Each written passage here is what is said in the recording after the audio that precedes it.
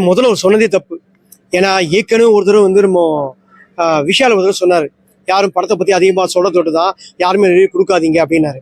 அதுக்கே வந்து ஏகப்பட்ட பேர் வந்து எதிர்ப்பு தெரிவித்தாங்க. ஏன் எதிர்ப்பு தெரிவித்தாங்கன்னா, உங்களுக்கு வந்து பெரிய ஆர்டிஸ்ட்டுங்க நீங்கள், அதனால உங்களுக்கு வந்து படத்துக்கு வந்து பப்ளிசிட்டி தேவையில்லை, சின்ன சின்ன படங்களாக வர படத்துக்கு வந்து கண்டிப்பாக ரிவ்யூ கொடுத்து ஆகணும், ஏன்னா அவங்களாம் கொடுத்தா மட்டும்தான் எங்கள் படம் அடுத்த லெவலுக்கு போகும் அப்படின்னு சொல்லிட்டாங்க. அந்த மாதிரி வந்து டைரக்டர் மோகன்ஜி வந்து எதை வச்சு இதை சொல்கிறாருன்னு தெரியல.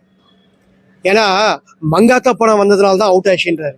படம் நல்லா இருந்தா எந்த படமா இருந்தாலும் கண்டிப்பா பார்ப்பாங்க. அது மங்காத்தா வரணும்னு அவசியம் இல்லை, ரஜினி சார் படம் வரணும் அவசியம் இல்லை.